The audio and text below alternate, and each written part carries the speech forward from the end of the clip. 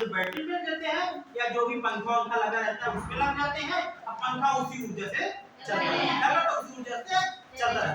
पेड़ पौधों के अंदर इस क्लोरोप्लास्ट में भी क्लोरोफिल नाम का घटक होता है जो सूर्य की ऊर्जा को अवशोषित कर लेता है और यही ऊर्जा भोजन बनाने में काम आती है। फिर पानी, जैसे हमको पानी मिल जाता है वैसे पेड़ पौधे जड़ों के माध्यम से पानी अवशोषित कर लेते हैं।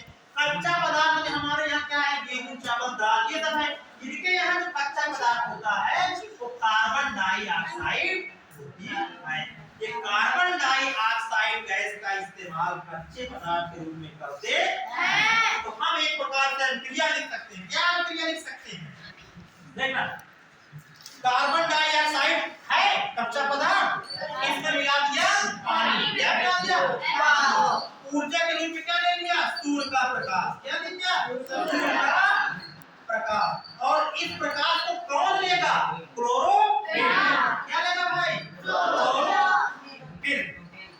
और क्या बनाएगा? ग्लूकोज। क्या बनाएगा भाई? ग्लूकोज बनाएगा।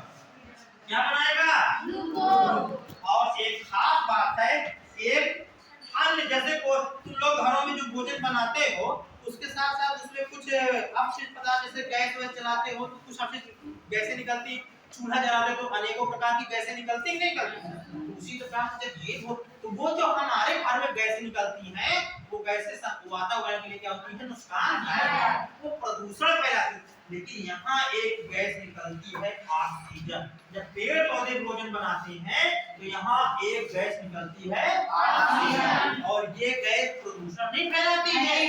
ये संपूर्ण समस्त के, चाहे पेड़ पौधे हो चाहे जंतु हो, जितने भी जीव हैं इस संसार के, सबके श्वसन में उपयोगी होती है। और इसके ना होने पर बड़ी समस्याएं हैं।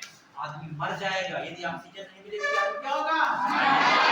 बहुत सारे जीव जंतु हैं जो क्या हो जाएंगे? मर जाएंगे। क्यों मर जाएंगे?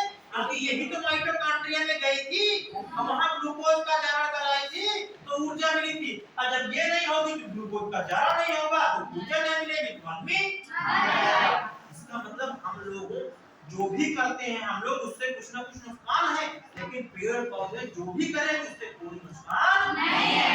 इसीलिए कहते हैं पेड़ पौधों को लगाना चाहिए।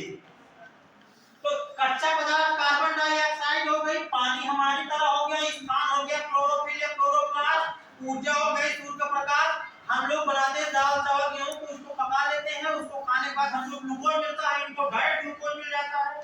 इसके बाद हम लोग जो गैस करते हैं और हम लोग खाने के बाद भी विभिन्न प्रकार की गैसें छोड़ते रहते हैं, नहीं छोड़ते? चूल्हे में जो बनी इसके बाद खाने के बाद भी गैस छोड़ते रहते हैं। पड़ोसी को कमरे में अगर सो जाओ तो रात में नींद नहीं आएगी, ऐसी गैस बनती।